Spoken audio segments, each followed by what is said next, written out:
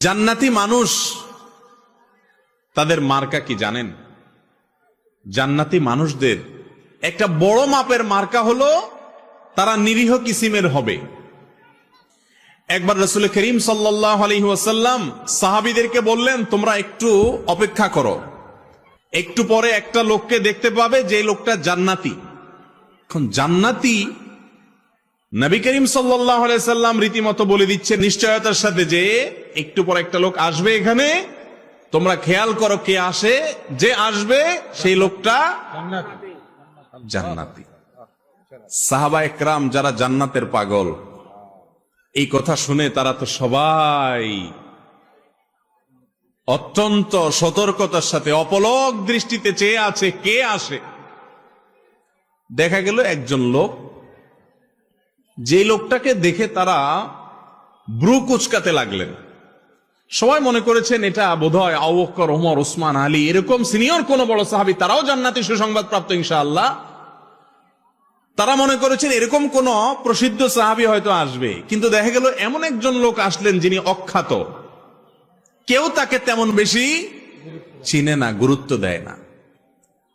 নবী করিম সাল্লাল্লাহু আলাইহি সাল্লামের এই কথা শোনার পর সাহাবা একরাম চিন্তা করলেন, নবীজি যেহেতু বলেছেন লোকটা জান্নাতি, তার মুখ থেকে সুসংবাদ পাওয়া, অতএব গুলি মিস হলে এটা তো মিস হতে পারে না, এই লোকটা তো জান্নাতি অবশ্যই হবে। তাহলে কি এমন আছে তার ভেতরে যে সেই গুণের কারণে সে জান্নাতি? এই জন্য সাহাবা একরাম দের একটা দল কয়েকজন মিলে ওই সাহাবীর বাসায় সিসি ক্যামেরা বসাইলেন। সিসি ক্যামেরা মানে আজকালকার যুগে সিসি ক্যামেরা না, মানে মনিটরিং বসাইলেন। তারা খবর নিতে শুরু করলেন যে এই লোকটা কি করে। ওনারা মনে করছেন এই লোক বোধহয় সারাদিন রোজা রাখে আর সারা রাত দাঁড়িয়ে নামাজ কালাম পড়ে, এই জন্য কি নামাজ পড়ে, কি দোয়া পড়ে রাত্রে, এটা জেনে তারাও জান্নাতি হবেন সে আশায় ওই সাহাবীর ব্যক্তিগত জীবনকে পর্যবেক্ষণ করা শুরু করলেন। বহু চেষ্টা করে কয়েক রাত পর্যন্ত তার বাড়ির আশেপাশে অবস্থান নিয়ে সাহাবীরা তেমন কিছু উদ্ঘাটন করতে পারলেন না। দেখলেন না, এশা পড়ে যায়, শুয়ে যায়, আবার ফজরের সময় মসজিদে আসে, হয়তো বড় জোর তাহাজ্জুদটা পড়ে, আর বাকি রাত্রে তো নাক ডাকে আমাদের মতো ঘুমায়। লোকটা জান্নাতি, নবীজির মুখ থেকে সংবাদ পেয়ে গেল, কাহিনীটা কি? ওনারা নিজেরা উদ্ধার করতে যখন ব্যর্থ হলেন, এবার ওই লোকটাকে ধরছেন সাহাবীরা, যায় বলছেন, ভাই তোমার সম্পর্কে নবীজি এরকম কথা বলেছেন, কি এমন আমল তুমি করো আমাদেরকে একটু বলে দাও ভাই। জান্নাত তো আল্লাহ তাআলার অনেক বড় জান্নাত, আমাদেরকেও আল্লাহ দিলে তোমার তো আর ক্ষতি হবে না। এই কথাটা সাহাবীরা বলেন নাই, এটা বোঝাতে চেয়েছেন এবং বলেছেন, ভাই বলে দাও কি আমল করো তুমি যে তোমার সম্পর্কে এত বড় সার্টিফিকেট রাহমাতুল লিল আলামিন আল্লাহর রাসূল সাল্লাল্লাহু আলাইহি ওয়াসাল্লাম স্বয়ং দিয়ে দিয়েছেন, কি করো তুমি বলো। লোকটা সাহাবীদের কথা শুনে, তিনিও সাহাবী, তিনি বললেন যে ভাই বিশ্বাস করো আমি স্পেশাল কিছুই করি না, তোমরা যা করো আমিও তা করি।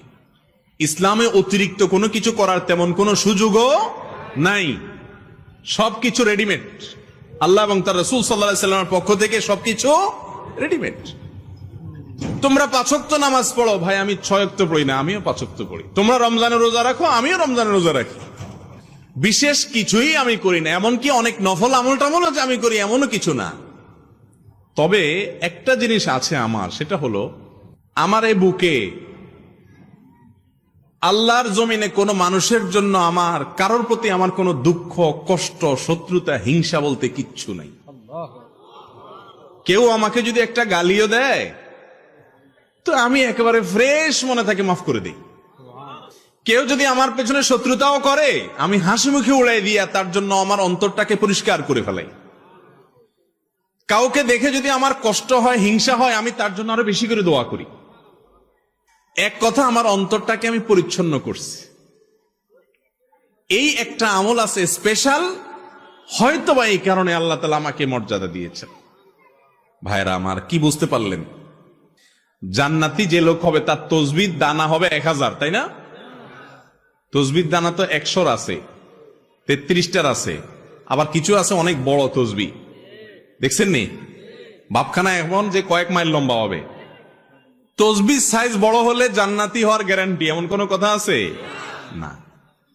দাড়ির সাইজ লম্বা হইলেও জান্নাতি হবে এমন কোন গ্যারান্টিও, তাই বলে আবার দাড়ি না রেখে জান্নাতে যাওয়ার আশা করেন না।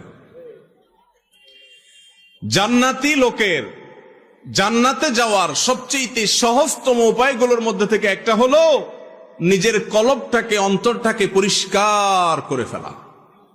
কাজটা কি সহজ না কঠিন? সহজ বলতেছেন?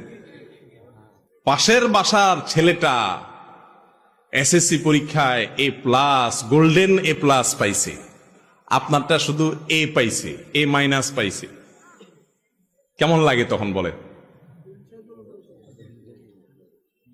মনে হয় যে আমারটা A- পাইছে বুঝলাম, ওইটা A পাইতো, গোল্ডেন A+ পাইছে, এই দুঃখ সহ্য করি কোত্থেকে?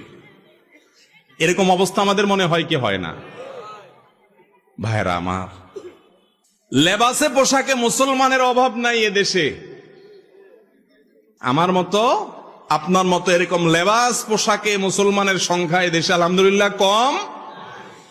ভেতর থেকে মুসলমান এর সংখ্যা এই দেশে অনেক কম। মালিক আমাদের অন্তরগুলোকে আপনি পরিষ্কার করে দেন। একজন খাঁটি মুসলমান, একজন জান্নাতি মানুষের অন্তরে কারোর প্রতি শত্রুতা, বিদ্বেষ, হিংসা থাকতে পারে না। মানুষ শত্রুতা করবে, চলতি পথে বহুত লোক আপনার শত্রুতা করবে, সবাই তো ফেরেশতা না। কিন্তু আপনার কাজ হলো সবার জন্য ক্ষমার দরজাটাকে একেবারে উন্মুক্ত করে দেওয়া। ভাইরা আমার, হিংসুক যখন অন্যের ভালো দেখে হিংসা করে, তখন কি সে নিজে সুখী হয় না দুঃখী হয়? আরো কারোর ভালো দেখে যদি আপনার ভেতরে জ্বলে, গ্যাস্ট্রিকের কারণে ভেতরে জ্বললে যেরকম কষ্ট হয়, কারোর ভালো দেখলে ভেতরে জ্বললে সে জ্বালাতেও নাকি ভালো লাগে? কষ্ট হয়।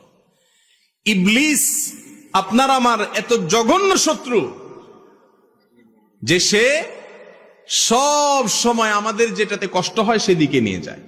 মাদক গুপ্তঘাতক, তামাক গুপ্তঘাতক, ভেতরে ভেতরে মানুষকে শেষ করে দেয়। ক্যান্সার গুপ্তঘাতক। ঠিক তেমনি ভাবে একজন ইমানদারের জন্য, তার আমলের জন্য, তার ইমানের জন্য গুপ্তঘাতক হলো হাসাদ বা হিংসা। আল্লাহ তাআলা আমাদের সবাইকে, আমাদের অন্তরগুলোকে পরিষ্কার করার তৌফিক নসিব করুন। ভাইরা আমার, কারোর প্রতি যখন হিংসা হবে, আপনি যখন নিজের বিরুদ্ধে সংগ্রাম করে হিংসাটা দূর করতে পারবেন, একটু চেষ্টা করলে দেখবেন যে দূর হয়ে গেছে ইনশাআল্লাহ। দূর হয়ে গেলে দেখবেন আপনার মনের ভিতরে শান্তি আসবে।